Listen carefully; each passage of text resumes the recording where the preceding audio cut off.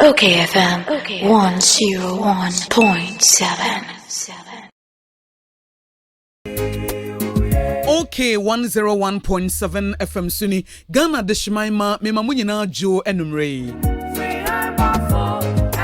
Ebron so se de Abrabopa dwumadi no bremo sede ye no na yesua de fisa Abrabo no eyenimde Hosea 4:6 aka won nimdi a meman ni nti omo yira se wonya nimdi a ema hu kwa befa so de wanamo asisiye na de yedie abrawo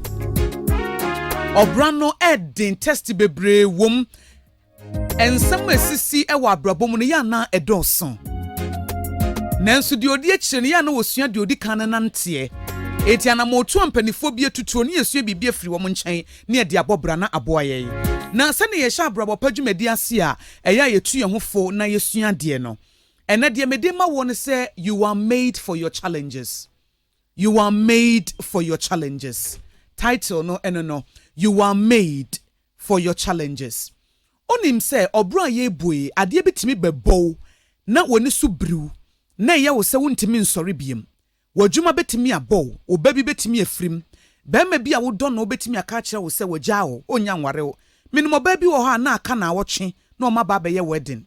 ehwa na wotwe ne ba bedru na bema ne frɛ ne se me na meka se me ware no menya nware obiem ebi nso to bema bi saa wono kra de ade ba bekyen no ene oba ne frɛ ne papa se yem frɛ bema na busuafo ne yanka nkire wo se wo se aware no wo mpebiem eya na emu oya pa emu oya oba bi kan story bi kire mo se Akosua madam fo pa me ne kɔnakra na me yanka sa me kunu wo kɔ China kɔfa ne maba na okofa ne maba o kɔ China ba ma ne koyie eno madam fo no beyi masose so o wono so pese okɔ China koyie adwuma kakra okofa ne maba na won kɔ China da ena me kra me ka chen se o me kunu wɔkɔ China etimetimi ama me kunu aboa wo na waye won kakra se de beya a won so betimi hu se de China city enti nyame yadom na wɔkɔ a mema na de wakɔ no akyerɛw se de trade no anase dwade ne city eno se a me danse wo ya adamfo pa na damfo no ma ho kwa ni kunu kɔ woni ni kunu kɔ kan wodo we de me no won kɔbɔ kakra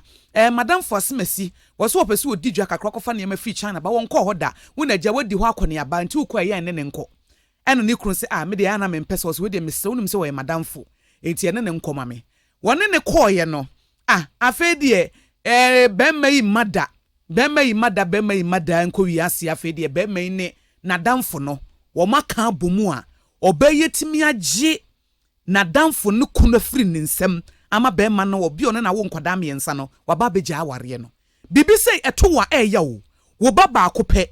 na wo ba na firi mu eya na eya won hwa de obebusa ho sɛ Awurade na adai ɛde na meyɛ me nko me ba wi ase ɛde bɔne na mayɛ ntia ɛniema emu oya ɛna ya etumi ɛba ne sei na medwendwene saa niema no ho na me se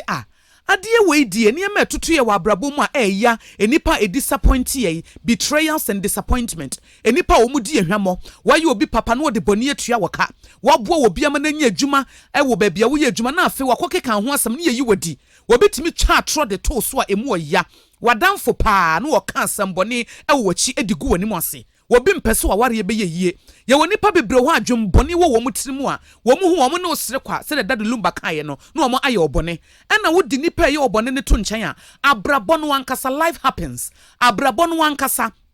etimi ma bibi behetew bibi timi bow wan sha wontimi ensore biem eno ne me message amede ma wo ne se wo hya yagye nkwa Yesu Kristo enam se wo no ne ye hye ne sua no nti no onu bibi to no na de no wo yeye eno na mede ma wadesua wonim say in the garden of Gethsemane na Nyankopɔn eka say Yesu Kristo yenye nim ne gya no ene waba wo se wo ba begye adasankwa na in the garden of Gethsemane ni wo hye owu a na da nanim cross na wo kwa akɔbɛ atemdidie ene bua ye bɛbo no ene dado ade bɛbo ne nsam ene nteso nkrofo betete egu no so wonye bɔne da wonye bi da na nipa dasani eba betete no amanewu efise bɔne a adasan ye no wono agye atum se wo ba begye asoa in the garden of Gethsemane Yesu Kristo Bible say wosuya ma ne sweat no na yete se mogya no kyese ne homete efse de na wo famu no abinidie na wo ba befamu no na eden eto ka kire wade se papa enkebe yanka kuruwe nkama ne mpame nenso nya mepe wo pe na enye ho enti ye ka obi a wafa ade mu oya Yesu Kristo wafa ade mu oya pa enti na wo kan Hebrews no say we have a high priest who understands ya wo obi a wote yase e said ye fam no no nso afam menim ne wo fam a eya Yesu Kristo wa fam pen na chedi ampo Nyankopon no wankasa nso wa fa ade a emu oya mame ma mfato ho mienu Adam wa wo born no ni Eve no wo mu tie bonsam wo mantie no emu oya wankasa wo ba wo dikan na wantie wo no watie bonsam na afei bone aba beda mo mienu mu ntem enti wontimi mma ni biem esese wo pam wo ba no free Garden of Eden edene ba asase so efri se waya asobrache waya asoden Onyankopon wafa ade emu oya pa ne doba ba akopɛ obesane aba bewudi agye yenkwa na wo hye ne ba no wo se asenua ne so na wo yi nani na Yesu Kristo se agya na ade na wapa omi Onyankopon twedi ampo nankasa wafa ade emu oya Onyankopon twedi ampo nankasa sa wo hye Genesis chapter 1 no a was say in the beginning God created the heavens and the earth was formless and without shape and what said darkness covered the deep waters Onyankopon kro betu sum esum ya ade a emu oya onyame betu sum nanso ka se kanea mra kanea bai enti odofo ye Nyankopon na ye di na chi ne ya genkwa Yesu Kristo no wono nso afade a emu oya mu enti obra ye boy eniema emu oya ene akwansidie etime to ye nanso so se wo kotwedi ampo Nyankopon ni na ka se Awurade de me fam yi emu odin hyamedin a onyame be hya wodin Yesu Kristo bra no wo su wa Garden of Gethsemane no ebra no wo bompaye na afeni mfifire ayete se mogya no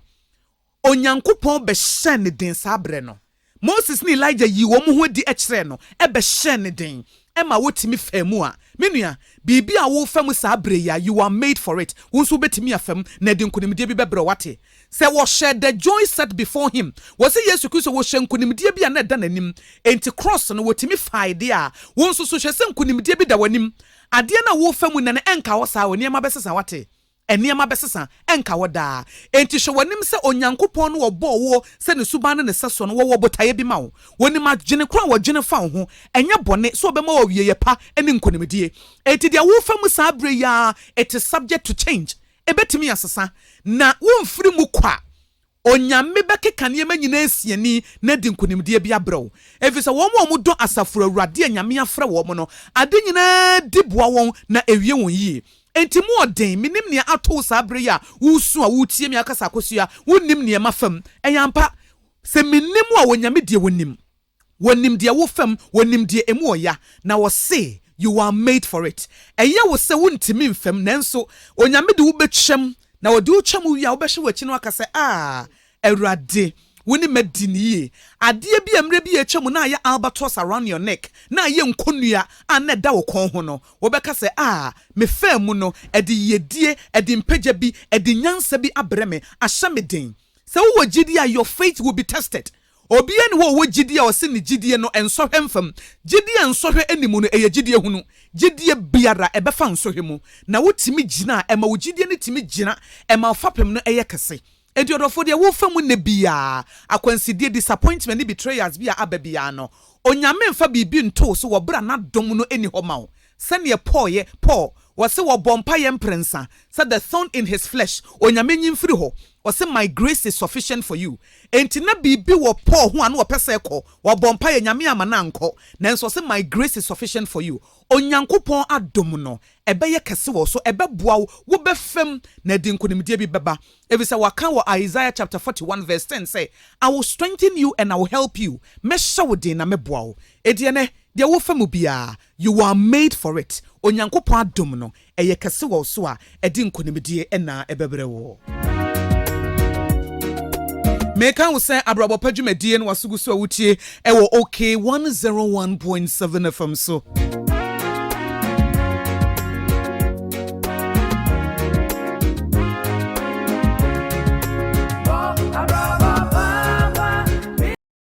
OKFM 101.7.